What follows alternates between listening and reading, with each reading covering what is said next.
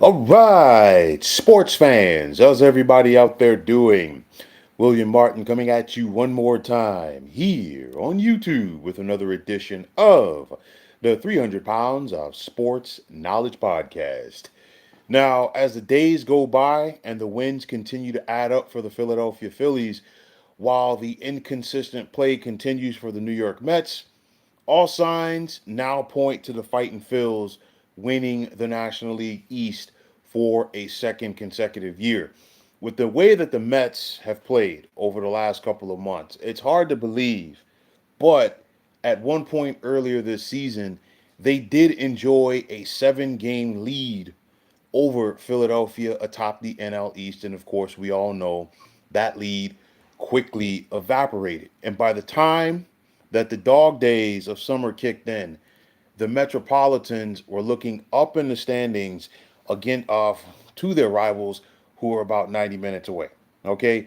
And as Philadelphia currently has themselves a very comfortable 9 game lead in the National League East, you look at things, and for Philadelphia's standpoint, they can start to prepare for the postseason as division champs, possibly getting a first round bye, while New York is going to have to duke it out in order to secure one of the three wild card spots in the National League. And it's looking like it's basically wild card or bust at this point for the Mets.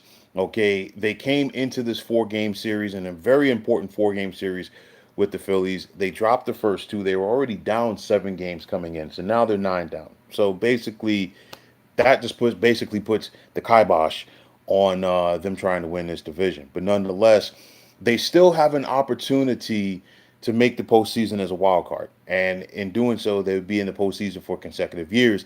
Just the third time in the Mets franchise history that would happen if it does. However, when it's all said and done, the Mets really have nobody to blame but themselves, as they are the reason why they are in their current situation. First things first for me, the no frills approach to the starting rotation may have worked for current Mets president of baseball operations, David Stearns, when he was calling the shots for the Milwaukee Brewers. But it hasn't worked for New York, especially this year. For the second consecutive year, Stearns attempted to catch lightning in a bottle with his pitching staff, and it ain't been working. Okay, you look at the disaster that has been Frankie Montas for one.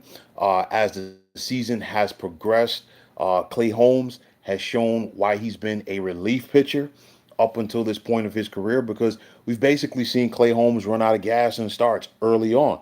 Okay, hoping for the same magic that you got out of Sean Manaea last year, and guess what? It ain't happening. And once again tonight, Sean Manaea, 5 innings. He labored through those 5 innings, gave up 4 runs, a pair of runs in each of the first 2 innings, but nonetheless, it's not happening. Okay, and then you had to end up, sending down Kodai Senga to the minors to work on this stuff. And the bottom line is this: Kodai Senga is a guy that I feel first and foremost that the league has figured him out. Okay, he's not a hard thrower.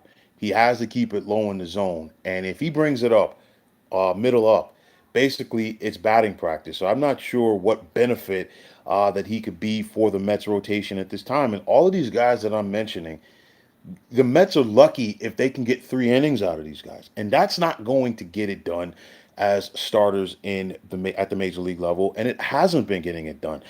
You look at it. The Mets team ERA coming into play today of 3.91 was sixth in the NL. Okay. But only the Colorado Rockies and Miami Marlins have fewer quality starts this season in the National League than the Mets. Just think about that for a moment. Your starting pitching should be a strength, not a weakness. Okay. And it's been a weakness basically for the bulk of the season. You can no longer give the Mets the benefit of the doubt. First month of the season is, well, you know what? They're just coming out of spring training. They're still trying to figure it out as the season progresses. we got a couple of weeks left in the season.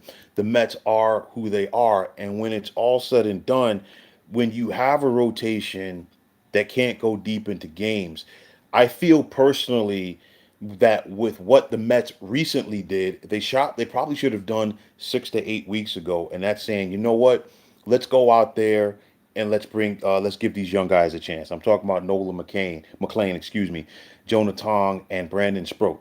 Okay, and if you had done this probably 6 to 8 weeks sooner, we're probably having a different conversation because you think about how many games that the Mets lost, primarily because either their starters couldn't go deep into games or their pitching staff, both starters and bullpen, gave up leads. Okay, and on top of that, speaking of the bullpen, because your starters don't go deep into games, you're taxing the arms more than they should be taxed. And honestly, we've seen for the most part the Mets bullpen get worse as the season has progressed. It's one of those for me. You look at the Mets team after last year. They came into this year with high expectations. They were 2 wins away from claiming the NL pennant. Okay, and aside from that momentum from that, of course, we know that the Mets went out there and signed Juan Soto. But even with all of that said, this team has been flawed all season long. Okay, and when it's all said and done, the Mets, in my opinion, should be thankful to be 76 and 69 at the moment and still have an opportunity to right the ship. Their offense about ten days ago was lights out. You couldn't get them out. And now they've gone in the crapper for the last couple of days. And, again, that's all about the ebbs and flows of an MLB season. Okay, you look at the last 3 games, or the last 4 games rather, and all losses for the Mets. They scored 3 runs on Saturday in the loss to the Reds, 2 runs on Sunday in the loss to the Reds. Only had a handful of hits. They got shut out last night against Philly, and then they scored 3 runs tonight. So New York has to find a way to figure this out and figure this out soon. Why? Because, yeah, like I said, they're not winning the NL East. Okay, I'm not even going to call it a pipe dream at this point. They're not winning the NL East. You've got a couple, 2.5 games as we speak over the San Francisco Giants. You got 3.5 as we speak over the Cincinnati Reds, 4 over the Diamondbacks, and 4 over the Cardinals. Those are the 4 teams that you have to try to fend off. And of course, some of these teams could possibly bump each other off, but nonetheless, if you're the Mets, you still have to go out there and take care of your business. Something that the Mets have not been able to consistently do throughout the season. Because if you remember, them allowing the Phillies to catch them was a lot in part because the Mets weren't taking care of their business while the Phillies were. The Phillies and Mets, they entered the break trading back and forth with first place in the NL East, and it looked like it was going to be that way for the bulk of the season until the Mets went into another tailspin while the Phillies got it going. And I think the defining moment so far for both of these teams. You go back a couple of weeks where the Phillies went to Citi Field for a big series.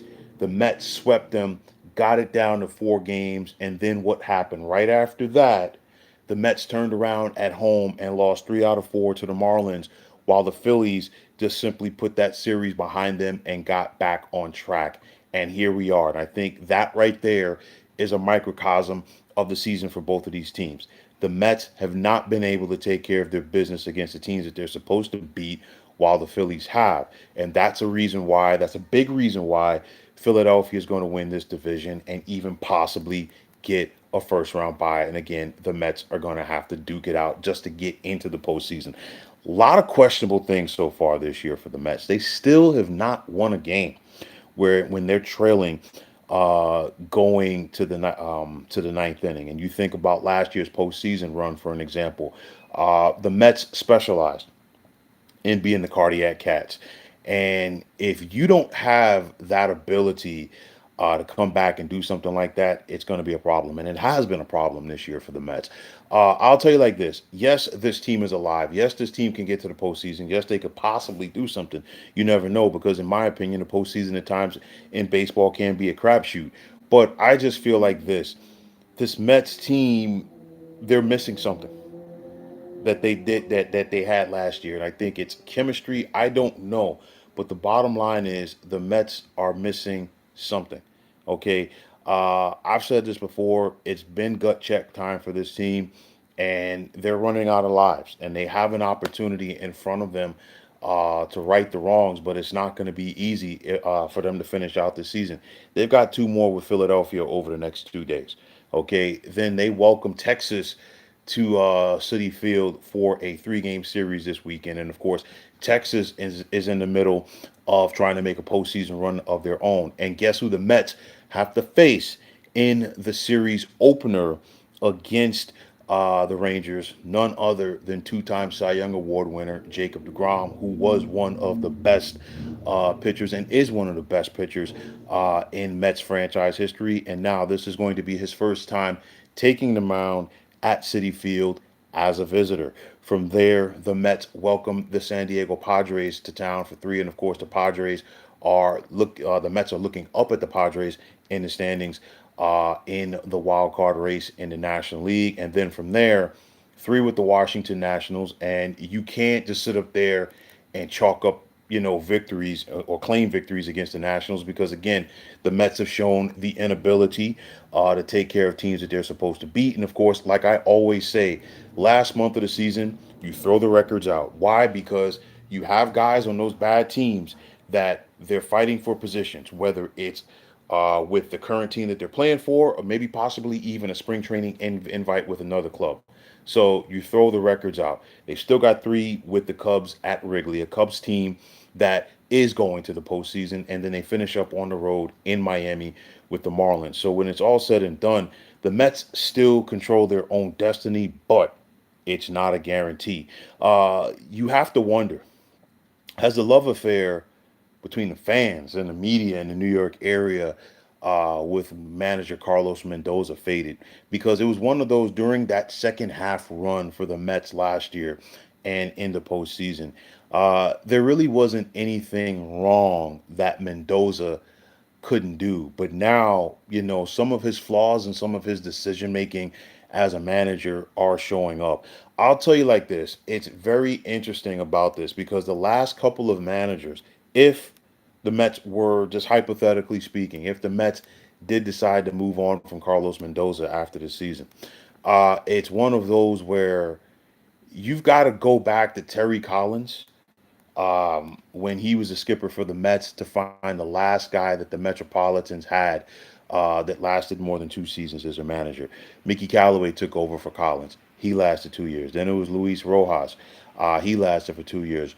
Buck Showalter for 2 years, and now Carlos Mendoza. Nobody has gotten 3 years in that time, and it's very interesting. There's a lot going on for the Mets, okay, and they've got to try to figure it out sooner rather than later because you're looking at the way this thing goes right now. The Mets only have 17 games left in the season. So if you can't figure it out now, I don't know when you are. Okay.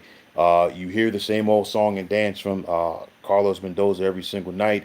This team has talent. We've got to figure it out. You hear the same old song and dance from the team that we have talent. We got to figure it out. But the bottom line is it's put up or shut up time. There's no ifs, ands, or buts about it.